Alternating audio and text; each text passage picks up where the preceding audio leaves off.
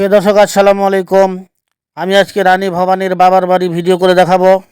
এই রানী ভবানীর বাবার বাড়ির অনেক ইতিহাস। দেখেন, আমি এখন বর্তমানে এখানে এসেছি। এই যে আপনারা দেখতে পাচ্ছেন, এখানে যাওয়ার কোনো রাস্তা নেই, একটা গলি দিয়ে যেতে হয়।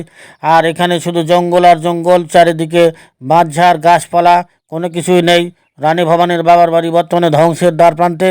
শুধু সামান্য কিছু চিহ্ন রয়েছে। দেখেন, এই যে এখানে ইট দিয়ে যেগুলো প্রাচীর করা হয়েছিল, ওয়াল, সেগুলো একটু দেখা যাচ্ছে।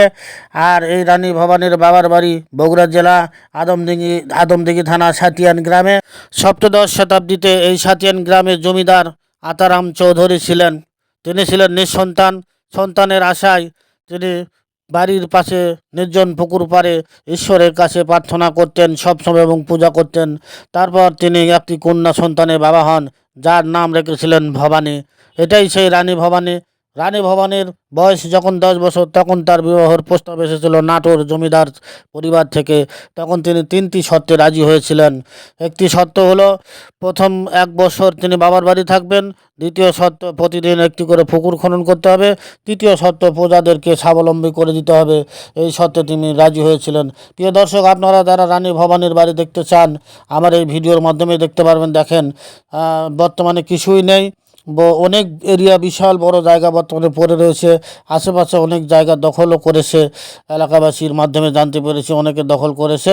আর এখানে বর্তমানে কেউ থাকে না রানী ভবানীর। আরেকটু এখান থেকে আরেকটু দূরে গিয়ে আরেকটা রানী ভবানীর বাড়ি দেখতে পাবেন। একই গ্রামে 2 জায়গায় বাসায় দিয়ে আপনাদের দেখাচ্ছি।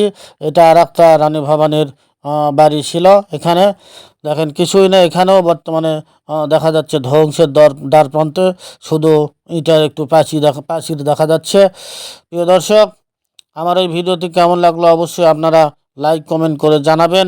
আমি নতুন নতুন ভিডিও আপনাদের উপহার দিব, সেজন্য অপেক্ষা করবেন। আর এই যে একটা আপু আমার সামনে যাচ্ছে, দেখতে পাচ্ছেন, এই গ্রামেরই আপু, প্রবাসীর স্ত্রী। ইনি আমাকে অনেক সাহায্য করেছেন, তাকে ধন্যবাদ জানাই। সবাই ভালো থাকেন।